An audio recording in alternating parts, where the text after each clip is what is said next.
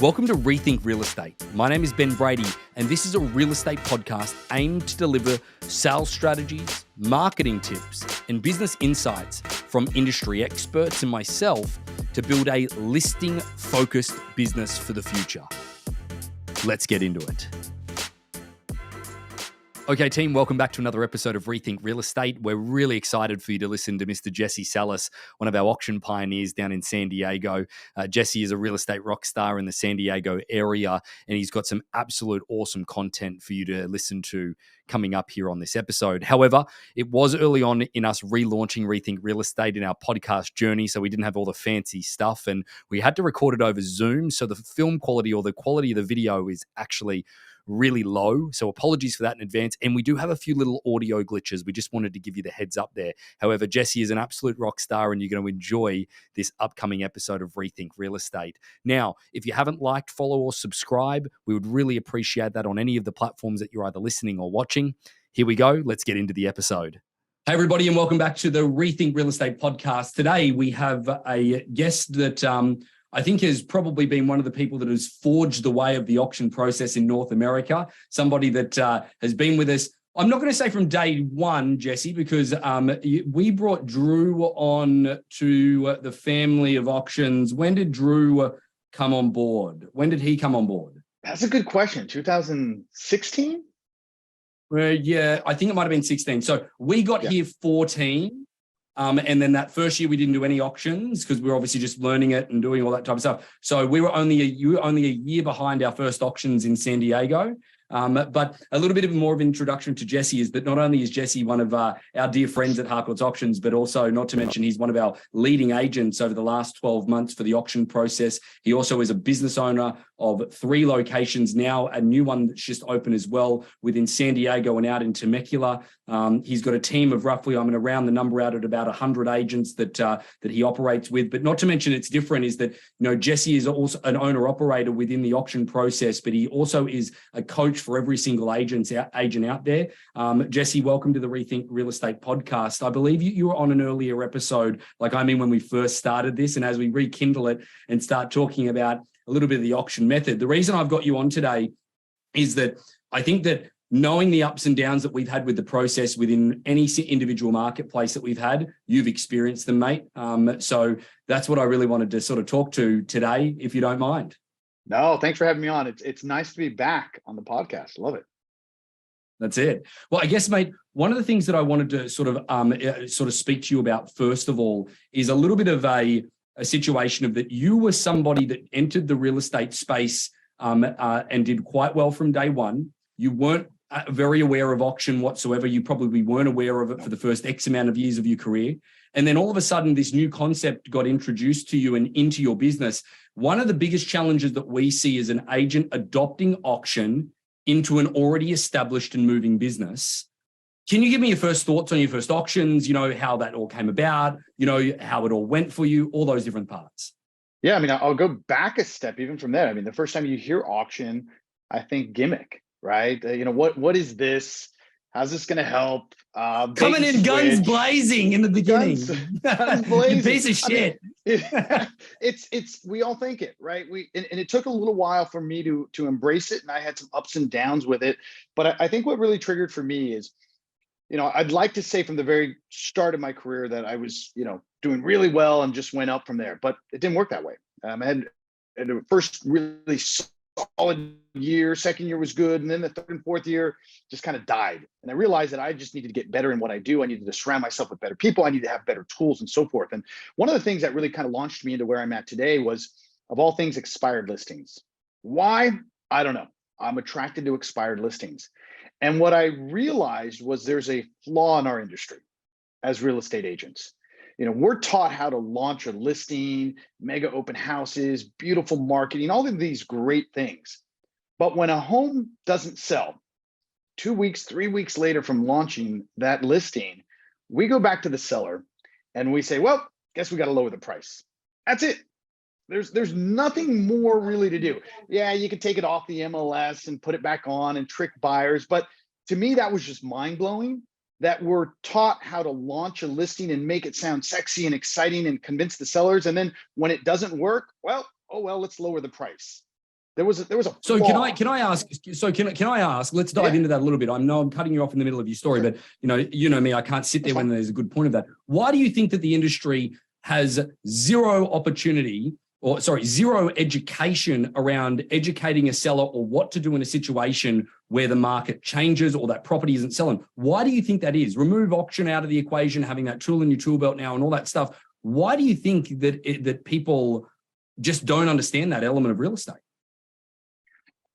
Well, I don't think anybody wants to talk about failure, because essentially we failed, right? If we promise a price to a seller and we're so confident in our process and our systems and everything that we do, and if it doesn't work in 2 weeks, I mean, we don't want to bring up the fact that, hey, it didn't work out. Sorry, right? We're not going to blame So ourselves. pride, ego, all of those different things. Exactly. We're not going to blame ourselves, right? It's easier to blame the price.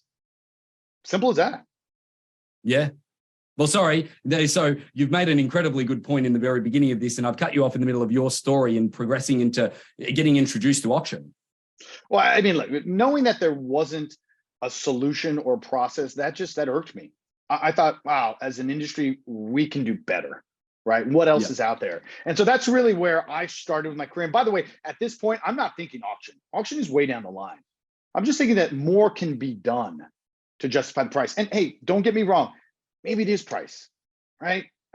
There could be the condition, it could be the location, it could be a lot of things. I would say most of the time, yeah, probably a little overpriced. But I think we're too quick. We jump the gun, right, to immediately go to that. And here's the struggle that we have is now all of a sudden we make an enemy out of our client. There's friction, right? At least for me, I want to get from start to end with my client as a friend. I want it to be positive. Yeah, there's going to be some negatives here and there, but I want to make sure that they believe in me, they trust me, that they think I'm doing everything possible to get their home sold. And so if I immediately go back and essentially contradict everything that I just said 2-3 weeks ago, right, by saying we have to lower the price, there's a little bit of unease there, maybe even a little bit of distrust. Have you done enough, Jesse? And let's be honest, what we see out there in the industry is we see a lot of sellers say, look, no, you haven't done enough, Mr. or Mrs. Agent. I'm going to go find another agent that is going to put more work, more effort into it. And I think do you think a part of that, do you think a part of an agent not bringing that up with a seller is their fear of ultimately the answer to that question? Because where I'm going with this is that, again, many moons ago, I did real estate auctions in Australia where I was a very arm's length party, a very, very, very third party in the equation, like wasn't even involved from day one or anything along those lines. And one of the things that I would do is the day before the auction is that I would always ask the seller a question when we would do a little bit of a conversation leading into auction day and things along those lines of, hey, do you believe that your agent did everything in their power in order to get you your desired outcome? And, I had a lot of repeat customers. Like I do 20, 30, 40, 50 auctions for people a year, individual people, and they'd know I'd ask that question. Many of them asked me to stop asking that question because they were afraid of the answer. And that's exactly right. And let's be fair, right, to our own industry, my colleagues. If the home is overpriced, why as an agent do I want to put more time, effort, and money into something that is not going to sell, right? And that's where you get stuck. That's where it's, right? Now what's going to happen? I'm going to, as an agent, going to do less, or at least not enough of what the seller thinks that we should be doing. That's when you start losing trust. That's when you may ultimately lose the client. Got it. Yeah. Makes sense completely, mate. Absolutely. So then once you've taken all of these realizations and you've come up into that, there would have been a period of time, because you mentioned that this is well before even being introduced to auction, that you came with these realizations, obviously being an agent of your caliber, is that you can't not do as much real estate as you and not figure that out a little bit. And I guess that what did you try to do without auction as a tool in your tool belt? One, I think putting myself in the shoes of the seller, right? Really figuring out what the problem was and going in and trying to solve that versus the average agent who's essentially going in and doing the same exact thing or a variation of the thing that the previous agent did, right? Making sure I didn't fall in those lines. Because let's face it, when a property goes expired, you're going to get hundreds of agents reaching out to the seller saying that they can do a better job. And it usually consists of, I have a buyer, I have better marketing, I have better systems, something along those lines. And really, there's not much difference between that, versus what was already done. So for me, what I started noticing is whether it was repositioning the home, whether it was trying to remarket the home, going after a different target audience, looking at the psychology, looking at the negatives or the feedback that was previously given. There's all kinds of things that I was looking at. Bottom line is I just needed more people through the front door. It was very simple. That's it, right? In order for me to sell the home at the highest price possible, to match exactly what the seller was hoping to get, I had to have an audience. And in many cases, these homes, I like to say, had a story to tell. But it doesn't matter how great that story is. If there's no audience, it's a worthless story. So preaching to the choir, bud. I love this. So for me, it's like, what do I have out there? What's available to me to provide that audience, right? And you know, I went down the path of, well, you have a professional photographer, I'm going to get a better professional photographer, right? You did video, I'm going to have video with actors in it. You did a mega open house, I'm going to do a better mega open house. I mean, where does it end? You put out 15 signs, I'm going to put out 25 signs. Jesse, that sounds incredibly expensive. It can be, yeah, and very time consuming as well. And does it work? Yes. And I say a lot of those things because I still continue to do those things, right? When relaunching a listing. But I felt like there was still something missing. And that's, as I'm exploring and seeing what else is out there in the industry, that's when auction came into play. Now, when I first heard it, I did not think, oh, auction can help expired listings.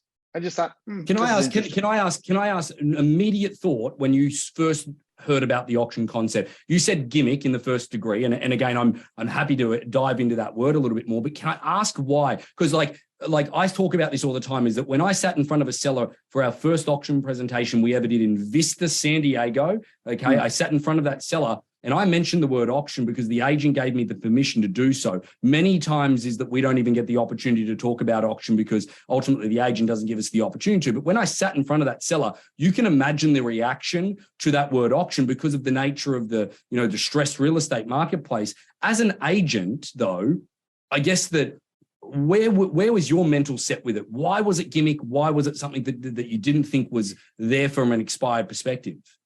So I think you hit on one of it, right? That distressed model, that foreclosure. A lot of people see and hear that.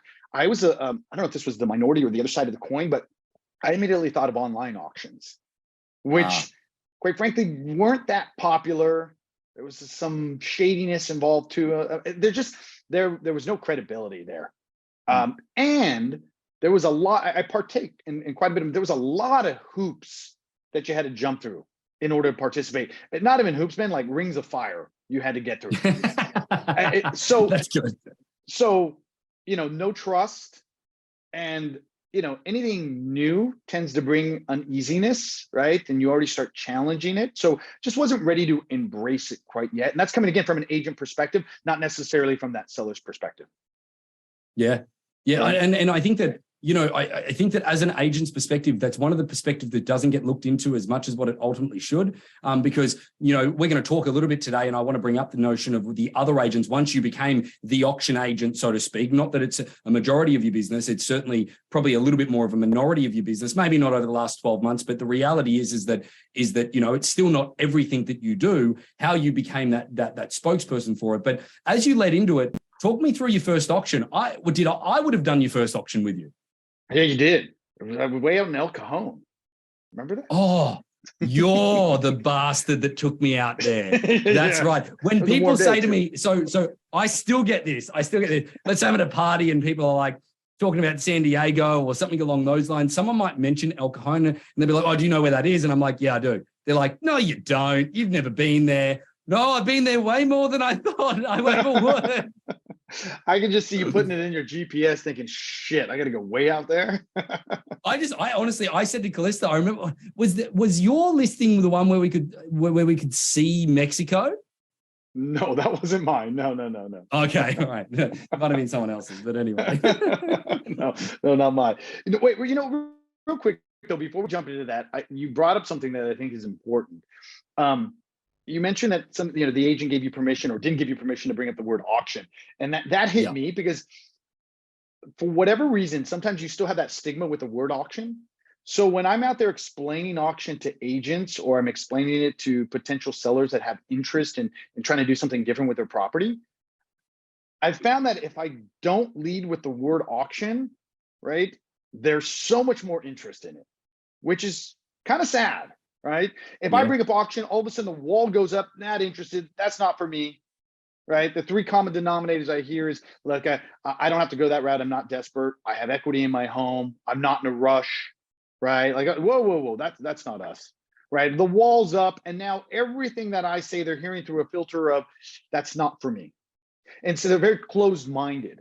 But if I start giving them some of the subtle differences, or the process that we have behind auction and how it works and what it's doing, or maybe what it did recently, there's so much interest.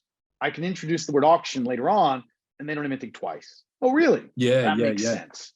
And I think that this is why, Jesse, it's so important to get your perspective on this. One, not only are you a leader of an organization that coaches agents and getting them to do auction, you see the efficiencies of what it does to their business and what it's done to your own. You're doing it in your own right as well, and you're in the trenches doing it. But also, you're out there recruiting agents for your business as well and talking to them about auction, and almost getting the same initial reaction from that agent as what you might do with the sellers in that first degree of it. But, I think that, tell me if you think that this is correct, is that the first anticipation of what's going to come out of your mouth when you bring up auction, right, is so vastly different to when at the end of that explanation, 9 times out of 10, people are so much more open to it after that explanation.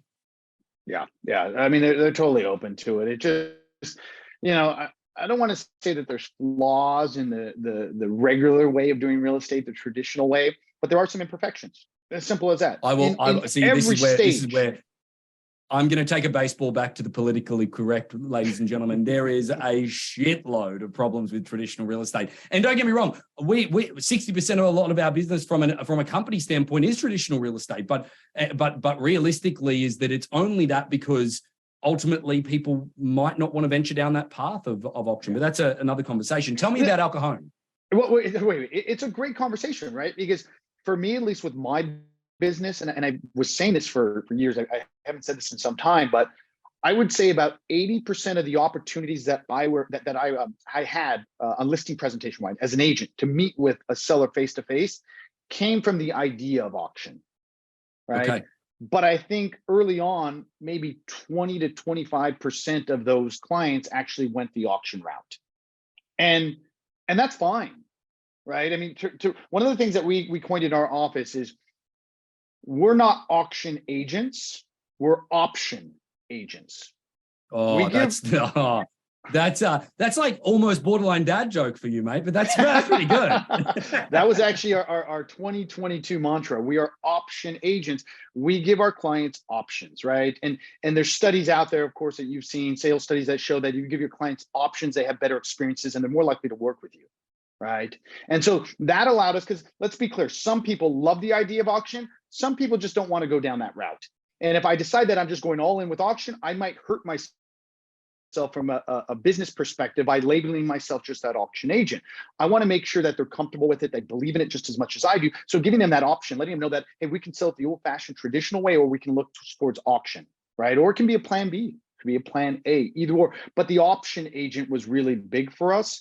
And that's what really allowed me to get my foot in the door. And as real estate agents and our agents that we have in our office right now, that's what we're looking for. We're looking for more at bats. Auction gave me more at bats. Wow, that's the powerful statement, mate. Powerful indeed. Indeed. Thank you. So take us through your first few auctions. I really want to get a handle, because it's been a long time since you and I did those together. Like I'd be lying if I said I remembered the properties, but the reality is that that's probably something that we never sort of digested going through the process together. Yeah, I mean, I definitely was an uneasy feeling going through the auction at first. Heck, there's a little bit of uneasiness now today. At different stages at different levels, right? What's going to happen on auction day? Should it make it there? But the process is very different, right? It's similar, but in a sense, it's very different. Let's just take the open house, for example, right? The way we conduct the open houses, the way we conduct the showings, very different than the traditional model, which allows buyers and buyers agents to come whenever they want, whenever they please. Not a fan of that for many reasons, and we can always dive into that. But having everybody come through that one open house was very interesting to me. My first concern, Ben, was because we're funneling all those showings through that one day, essentially that 1 hour. Nobody's going to show up, right? Because So just for clarity for those that don't understand, is that restricting the timeframes of showings is one of the first things that we do with the auction process. But the nature of this is that we restrict it to a time frame that is far shorter than what a traditional open house would be. It doesn't make any great sense from that perspective. Not to mention as well is that it's in an obligation that we get everybody's names and numbers, not only that we have to follow up with so that therefore we can paint a clear picture for the sellers, but also so that ultimately we can communicate with all of those people. If we do get an offer prior to auction, leading into auction day, it just creates this sense of knowing that is so much better. So sorry, mate, sorry to cut you off, but your fear was that no one would turn up. No one would turn up, right? The number of calls, I can't make it, right? My clients are going out of town. To be very honest with you, very few clients go out of town. It's the agents that go out of town. That's what I've learned, because their clients end up being there. But that was a fear. Who's going to show up, right? How am I going to handle, right, the questions of what is the price that the seller really wants? Right? Can I just buy it now? There was all these things going through my mind, and there was that fear, there was that worry. Long story short, with that, it worked out really well. The number of people that came through was pretty crazy. Having a line of people, and this isn't 2020, 2021 when we had lines of people. This is going back to 2016, 2017. Literally had lines of people ready to come in the house. Wow. That was pretty cool. I'll give you one story, and I always bring this one up because I think it's a great story. There was a property in one of your other favorite areas, Valley Center. Excuse me, Ramona. And I remember I got this call randomly from a homeowner that said, "Hey, we've had the home listed on the market with a really good agent, really, really good agent. We just haven't been able to get anything going. We had it rebuilt. It's staged. It's beautiful. 25, 30-minute conversation. He's ready to have me over. I'm excited, right? Heck yeah, I want to come over and have an opportunity to sell this home." And so at the very end, I said, "Okay, text me your address." We hang up. I get the address. It's Ramona. Thinking, "Oh man, this is far. Hey, I'll take it, but this is far." Get in the car. A couple days later, it was about a 4-mile dirt road to get to his house. Now, this wasn't just any dirt road. I mean, my car was bouncing all over the place. It was not the right place to take any kind of just regular sedan. So I'm thinking, no wonder. We get to the house, large driveway up. It's beautiful, beautiful. You had 360-degree views of all of Ramona, mountains. I mean, it was stunning, and it was a rebuilt house. And the problem that owner had was that, number one, nobody was going to see the property because it was so far out. Not only was it far out being Ramona, but for Ramona standards, it was far out. But in addition to that, many people that started going just canceled, because when they got on that same dirt road, they said, forget it. We got to drive this every day. So this goes back to what I was saying a couple minutes ago. You had this beautiful home that had been completely rebuilt, that was upgraded, that had stunning views. It had a story, but it had no audience. I think this is like my third auction. And do you know what? I vaguely remember this property. I vaguely remember it. I vaguely remember it. Yeah. There's another story behind this one too, but so I'm not sure what's going to happen, because I think auction is going to work. This is the way we need to go. The sellers believed it. They were frustrated. They knew that the agent they previously had pulled out all the stops. What else is there left to do? Mind you, they had interviewed, I think, 6 or 7 other agents prior to me, and felt the same thing that we had mentioned, is this is what we've already done. In fact, our agent probably did a better job than what we're interviewing. What are we going to do? That's how it landed in our lap. That first open house, I remember I'm in the kitchen and I felt like a professor.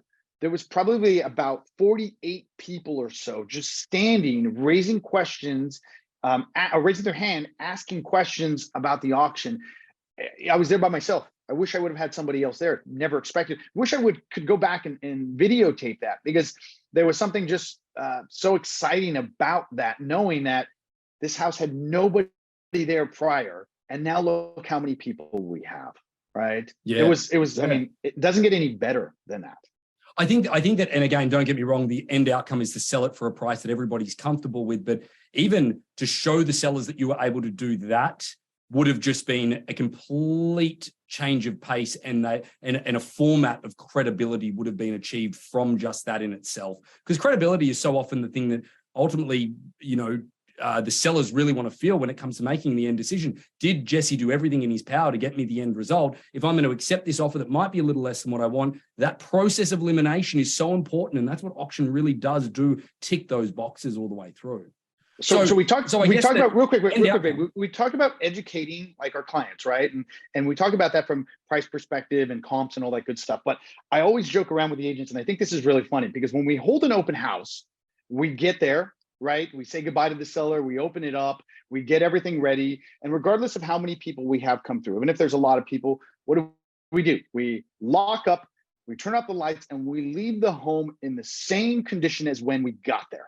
And then we tell the sellers, it was a great open house. And they get home and they look around and say, was anybody even here? What do you mean it was a great open house? Like, that doesn't, I don't know if I believe, Jesse, that it was a great open house. What does great mean? So the reason why I bring that up is because that same open house, I remember taking my camera out there and videotaping the driveway. And the reason why I went out to the driveway is people were honking. They were upset. People coming up, people coming down, somebody had blocked somebody in. It was like a madhouse out there, right? And I videotaped that to them. They couldn't believe that that was their driveway. And they specifically told me, we would have never believed there was that many people in our house, right? Unless the fact that you actually sent that video. Really, that's such a good point. That is such a good point. Like don't get me wrong, you've got the with all due respect to the people that are listening that might be those people, is you've got the people that have got the creepy Ring cameras and stuff like that now that you're technically not allowed to watch people, okay, without their opinion, their permission, okay? But I guess that that is such a great point. You do leave it in try and leave it as you found it, so to speak, is that. And it doesn't feel like there was that hustle and bustle through the property that there once was and them taking a word on it. But that probably also leads to the perspective of actually taking the names and numbers down of people at the front door that then you can show them in the written reports and also that physical list to go, guys, we had a great turnout today. Yeah, that's always a really powerful one, not just to be able to justify the traffic that we came through, but to do what a lot of us as agents just don't do, right? Is following up, right? Seeing if there's anything there. That's 100% right. So mate, you obviously experienced the success of auction. I want to get to the transition of that where you've really implemented it into your business. That's one part I'd love to hear from you, is how you implemented it into your business to be a tool in the tool belt now versus something that is new and I may try it and let's see how we go. But then the other part of this as well that I really want to get an understanding of from you is not only how you implemented it into your business to be a staple, it's also then how you made the transition now to deal with the agents out there that are, relatively aggressive about it as well, but they don't like it. So how did you bring it into your business to be, certainly a pillar of your business? Yeah. I think bringing it into my business, for me, I had to believe in it. That's a big part of it, right? I had to actually see the results that came from it. And, sure. It reminds me of an agent that we have in our office right now who got that call, 30 days ago or so, that says, hey, we have to sell right now, right? And of course, they want to sell for somewhat of a higher price in a market that's slowed down quite a bit. And it's the holidays, right? And really putting him in a tough position. And this was his first auction. I know he joined us because he loved the idea of the auction, but he sold a lot of homes and he hasn't used the auction process. And to be fair, maybe he hasn't really needed to over the past 2 years. But he embraced the idea of auction, but there was a lot of hesitation. Long story short, fast forward to today, he knows he made the right decision.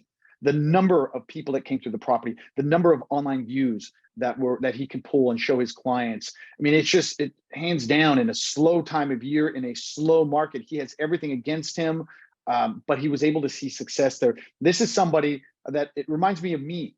Who's good at what he does, very methodical, has his own system, introducing something new, but there's some hesitation there.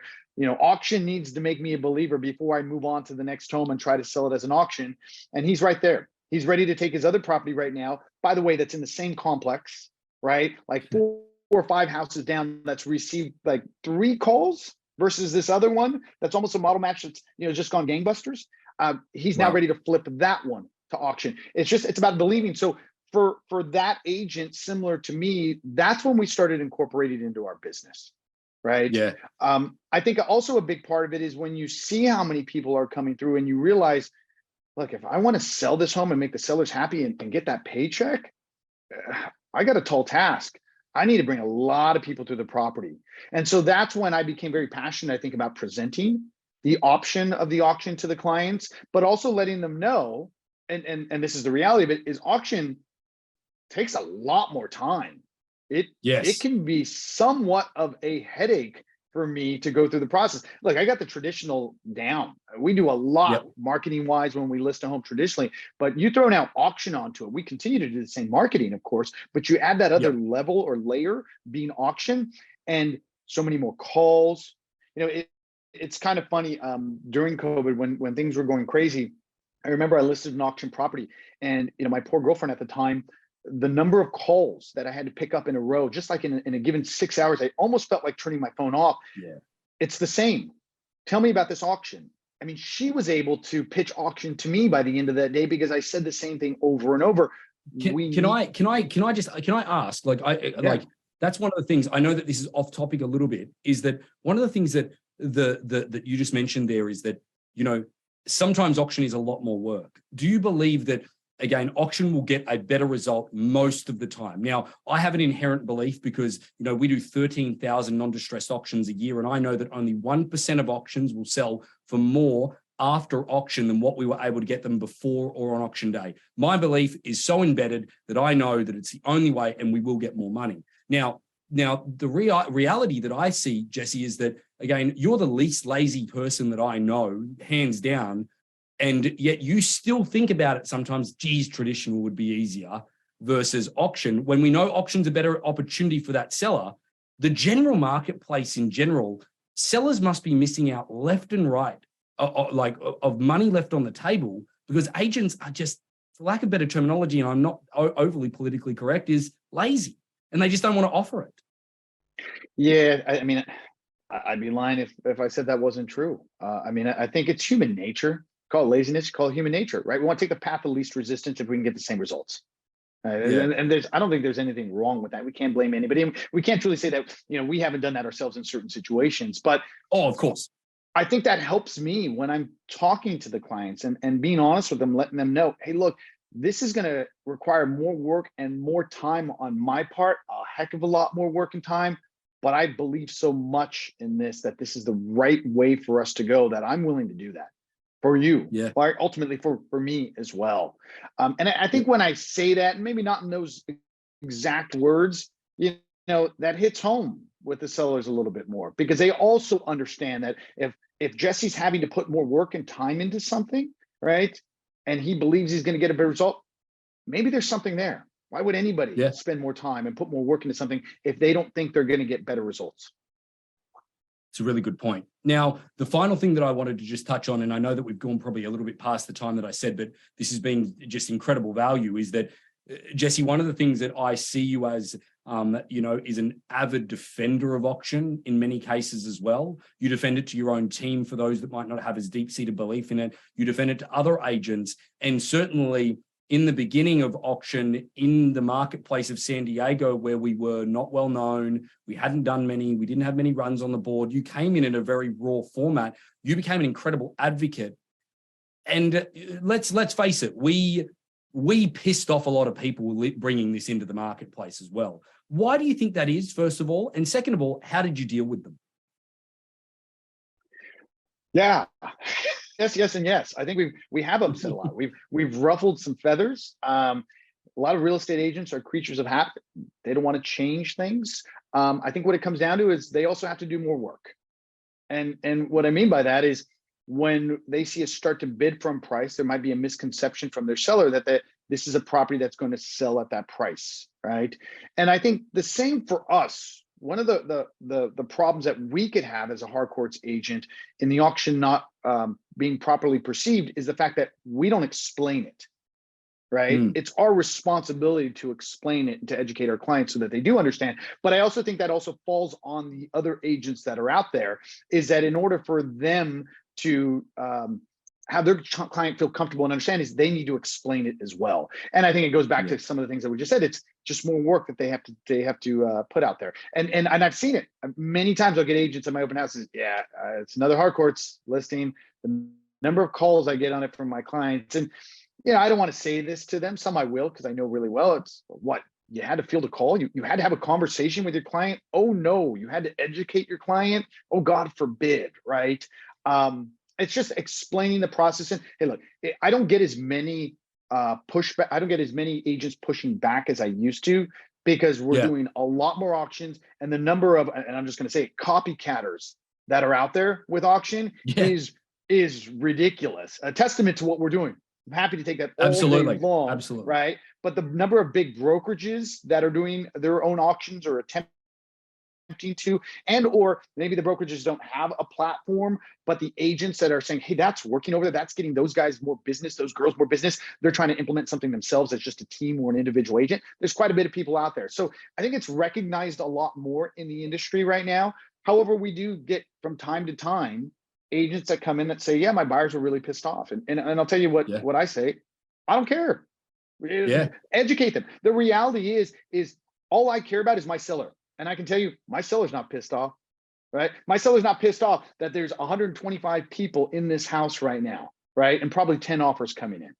So, my due diligence is to my client, my seller, to maximize the exposure to someone and get as many people through the front door, right? So ultimately we can bring them something that they feel very comfortable knowing that they haven't left any money on the table.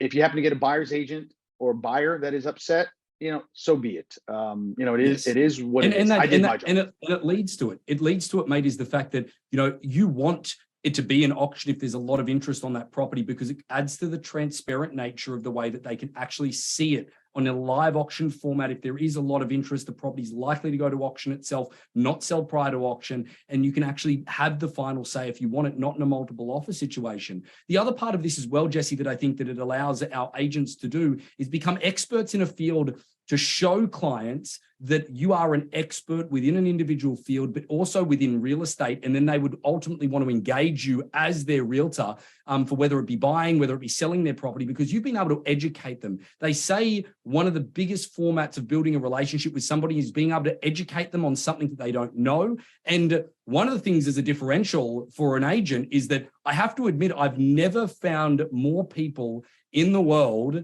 than in North America that believe they know everything about real estate, even if they're not in real estate. So at least this presents you to be an expert in an individual field, and you have to train or educate them on the process in order to then engage them as a client. And I think that presents that opportunity to grow business. Jesse, I think that you've been an incredible advocate for the auction process. You've certainly had a wonderful year this year, being one of our top auction agents within any of the areas that we operate in. But at the same point, mate, I just wanted to say thank you on behalf of the Harcourt's auction team for being that advocate out there, defending the process avidly, and actually having some faith in us in the beginning to give it a shot. Because you're right, the reputational element that you put on the line for this is important to anybody. And I think that you saw that we cared about that as much as you did when we did that first auction together, or those first few. So again, mate, we thank you for jumping on the podcast. Looking forward to having you on many, many more times as you can, gracefully just articulate those beautiful auction points, even though he's come firing out of the gate, people, with auction's a gimmick. How about that? How about that? I you'd enjoy that one. Awesome. Buddy. Hey, thanks for having me on. I appreciate it. It's a great time. Thank you, buddy. Cheers, mate. So about 75% of our audience hasn't liked, followed, or subscribed to our podcast. It would mean the world to us, and it would help this podcast more than you know to expand our reach if you were to like, follow, or subscribe on any of the platforms that you're watching or listening on. Thanks again.